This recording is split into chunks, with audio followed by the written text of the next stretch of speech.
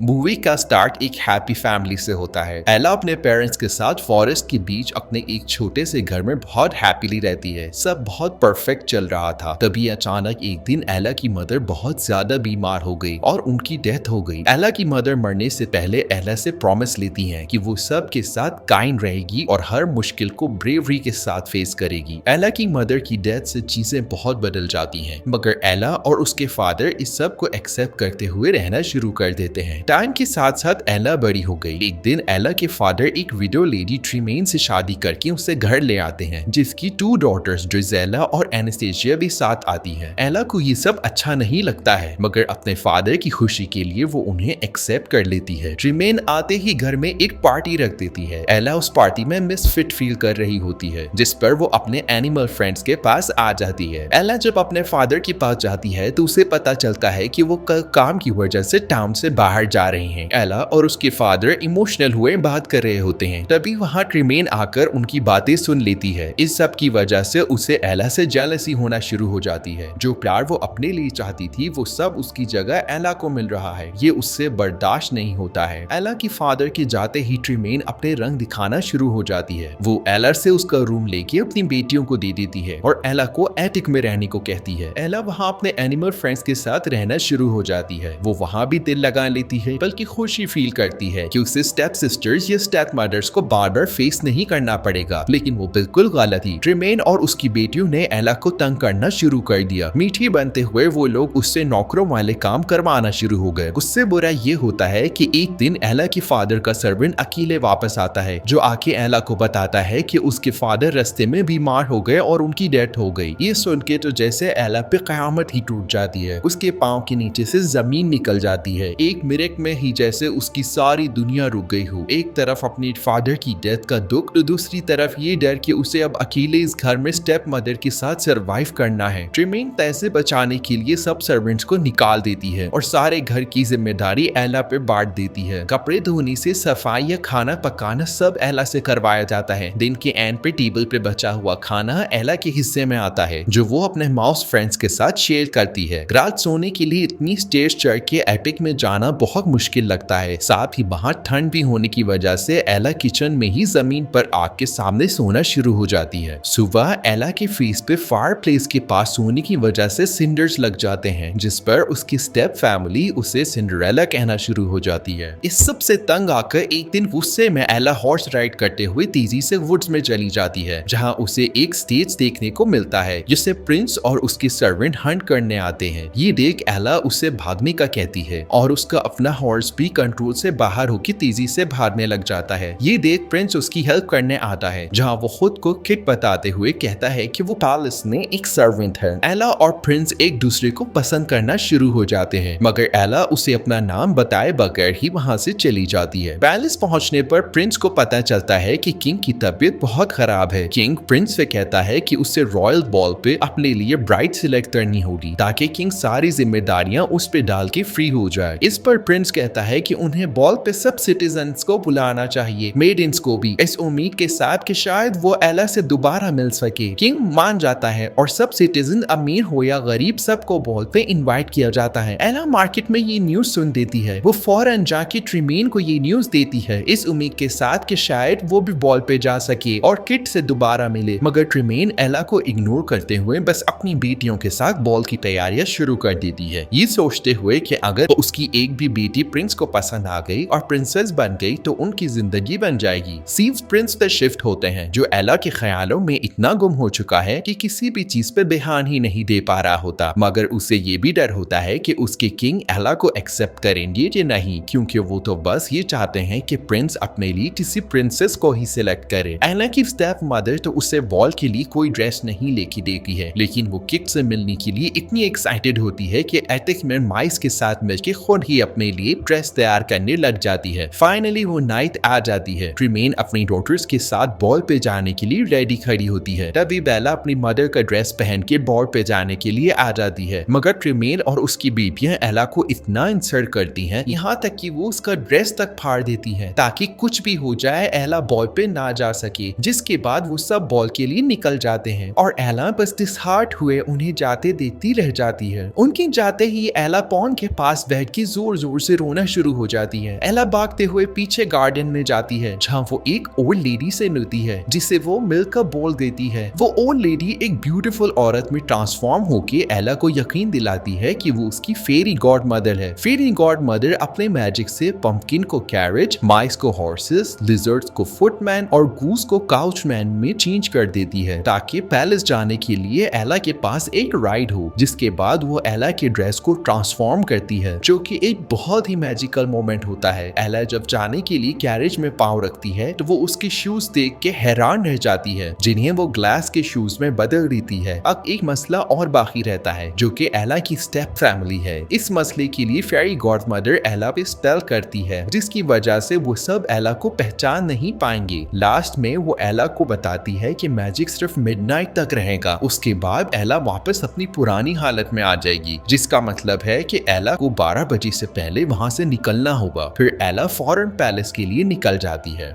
बहुत सब सिटीजन हर किंगडम की प्रिंसेस पहुंच चुकी होती है मगर प्रिंस की आंखों को जिसका इंतजार है वो अब तक वहां नहीं पहुंची है। ये चीज प्रिंस को कुछ बेचैन सी कर देती है जिसका अंदाजा किंग लगा लेता है। किंग के सवालों से बचने के लिए प्रिंस एक प्रिंसेस को बात करने के लिए बुला लेता है। बॉल की सेलिब्रेशन स्टार्ट होने ही लगती है कि एंट्री होती है एला की, जिस पर सबकी नजरें उस पर पड़ती हैं और प्रिंस के साथ साथ सब बस उसे ही देखते रह जाते हैं। प्रिंस की खुशी का तो कोई ठिकाना ही नहीं रहता है। वो फौरन एला से मिलने के लिए आगे बढ़ता है। सब लोग साइड पे होके इन दो लवर्स के लिए रास्ता बना देते हैं। एला के लिए अब भी प्रिंस एक सर्वेंट ही है। वो किड्स में मिलके खुश तो बहुत है लेकिन हैरान भी हो रही होती है कि सब बस उनको क्यों देख रहे हैं। प्रिंस उसे कहता है कि वो सब बस एला और उसकी खूबसूरती को देख रहे हैं। जिसके बाद दोनों डांस स्टार्ट कर देते हैं। ये एक बहुत ही मैजिकल क्यूट रोमांटिक मोमेंट होता है। एक आम सी लड़की पैलेस में एक प्रिंस के साथ डांस कर रही है। सबकी नजरें बस उन दोनों पे ही होती हैं। ट्रिमेन एला को पहचान तो नहीं पाती है मगर प्रिंस को ऐसे उसके क्लोज देख के बहुत जेलस होने लग जाती है, जिस पर वो अपनी बेटियों को भी डांस के लिए भेज देती है। डांस के बाद प्रिंस एला को सबके बीच से निकाल के अपने साथ ले जाता है। यहाँ एला को पता चल जाता है कि किट ही प्रिंस है। वो बहुत हैरान तो होती है मगर किट उसे काम डाउन करते हुए माफी मांग लेता है। यहाँ सब लोगों में फंस मच जाती है कि आखिर वो लड़की है कौन। कोई भी नहीं जानता है कि वो कौन है और कहाँ से आई है। प्रिंस एला को अपने साथ सीक्रेट गार्डन में ले जाता है जहाँ वो आज तक किसी को नहीं लेके गया था। वहाँ वो एला को स्विंग देता है। तभी उसका शू उतर जाता है जो प्रिंस नी पे बैठ के खुद एला को पहनाता है। प्रिंस एला से उसकी आइडेंटिटी पूछने की कोशिश करता है मगर तभी एला को एहसास होता है कि 12 बजने वाले हैं, जिस पर वो प्रिंस से मजीद कोई बात किए बगैर वहाँ से भाग जाती है। किट उसके पीछे भागता है। पैलेस से निकलते हुए एला किंग से मिलती है जिसे बस इतना कहती है कि उसका बेटा एक बहुत ही अच्छा इंसान है और किट उससे बहुत प्यार करता है। जिसके बाद वो बाहर की तरफ भाग जाती है और किंग बस उसे देखता ही रह जाता है। स्टेयर्स से उतरते हुए एला के पांव से शू उतर जाता है। किट के पीछे आने की वजह से वो शू वहीं छोड़ के अपनी राइड में बैठ जाती है। प्रिंस को उसका शू मिल जाता है। प्रिंस शू लेके उसके पीछे जाने लगता है मगर कैप्टन उसे वहीं रोक के सोल्जर्स के साथ एला के पीछे निकल जाता है। 12 बज जाते हैं और वो सब वापस चेंज होना शुरू हो जाते हैं। ये देख लिजर्ड सोल्जर्स को रोकने के लिए गेट बंद कर देता है। सोल्जर्स को पीछे छोड़ के जब ये लोग निकल आते हैं सब वापस अपनी पुरानी हालत में आ जाते हैं सिवाय एला के शू के, जिसका दूसरा हिस्सा प्रिंस के पास है। एला चलते हुए वापस घर की तरफ आती है। रास्ते में बारिश भी शुरू हो जाती है। अचानक पीछे अपनी स्टेप फैमिली की राइड आते देख एला फौरन घर के अंदर जाके शू छुपा देती है। रात एला इस सब के लिए इतनी एक्साइटेड नजर आती है कि फौरन फ्री होके इस सब के बारे में अपनी डायरी में लिखती है। सीन्स पैलेस में शिफ्ट होते हैं जहाँ किंग की तबीयत बहुत खराब हो जाती है। वो अपने आखिरी टाइम में अपने बेटे के लिए वो सब करना चाहता है जो कोई भी अच्छा फादर करेगा। इसलिए किंग अपनी पसंद प्रिंस पे इम्पोज करने की बजाय उसे अपनी पसंद से शादी करने की परमिशन दे देता है। किंग प्रिंस से कहता है कि वो जितनी जल्दी हो सके उस लड़की को ढूंढ ले। ये कहते ही किंग की डेथ हो जाती है। किट न्यू किंग बन के लोगों में ये खबर फैला देता है कि वो लड़की आकर प्रिंस को दूसरा शू दिखाए और अगर उसकी विश हुई तो किंग उससे शादी भी कर लेगा। ये सुन के एला खुशी खुशी घर की तरफ जाती है और एटेक में जाके शू ढूंढने लग जाती है। तभी उस पर रिवील होता है कि ट्रिमेन ने वहाँ उससे पहले पहुँच के शू ले लिया है। ट्रिमेन एला को कहती है कि वो सिर्फ तभी एला को किट से शादी करने देगी अगर एला उन सबको अपने साथ पैलेस ले जाए और अपनी स्टेप सिस्टर्स की शादी किसी रिस्पेक्टेबल आदमियों से करवाएगी। एला के मना करने पर ट्रिमेन शू लिए एला को एटिक में लॉक करके चली जाती है। ट्रिमेन शू का टूटा हुआ पार्ट ग्रैंड ड्यूक के पास लाती है, जो उसकी बेटियों की शादी करवाने के लिए तैयार हो जाता है, सिर्फ इस कंडीशन पे कि वो एला को हमेशा के लिए हिडन ही रखेगी। ट्रिमेन मान जाती है। ग्रैंड ड्यूक शू का टूटा पार्ट प्रिंस को दिखाता है और झूठ बोलता है कि वो लड़की खुद को छुपा रही है। किट उसकी बात नहीं सुनता है और कहता है कि कुछ भी हो जाए वो उसे ढूंढ के ही रहेगा। ग्रैंड ड्यूक किट से प्रॉमिस लेता है कि अगर वो लड़की ना मिली तो किट उस प्रिंसेस से शादी कर लेगा जिसे उसके फादर ने मरने से पहले पसंद किया था। किट मान जाता है। ग्रैंड ड्यूक किट को पैलेस में ही रहने का बोल के खुद कैप्टन के साथ हर घर और गली में जाके किंगडम की हर लड़की को शू पहना के ट्राई करता है, मगर किसी को भी शू पूरा नहीं आता है। फाइनली वो लोग एला के घर पहुंच जाते हैं, जहां एला की स्टेप सिस्टर्स को भी शू पूरा नहीं आता है। तभी एक बर्ड एटिक का डोर खोल देती है और एला की सिंगिंग की आवाज बाहर आनी शुरू हो जाती है। कैप्टन उस लड़की को बुलाने का कहता है, मगर ट्रिमेन कहती है कि वहाँ कोई नहीं है। ग्रैंड ड्यूक भी वापस जाने के लिए जोर डालता है। उसी दौरान किड, जो कि सोल्जर्स के बीच में छुपा हुआ सारा टाइम उनके साथ था, खुद को सबके सामने लाता है और उस लड़की को मिलने का ऑर्डर देता है, जिस पर कैप्टन जाके एला को एथिक से लेके आता है। किंग एला को मैरिज के लिए प्रपोज करते हुए वो शू पहनाता है, जिसके बाद एला किंग के साथ पैलेस के लिए निकल जाती है। जाते जाते वो अपनी मदर को किया हुआ प्रॉमिस पूरा करते हुए ट्रिमेन और उसकी बेटियों को माफ करके जाती है। लास्ट सीन्स में एला और किट शादी कर लेते हैं। किट सारी किंगडम के सामने अपनी क्वीन को किस करता है और फिर वो दोनों हमेशा साथ खुशी खुशी रहते हैं। यही एक हैप्पी एंडिंग हो जाती है।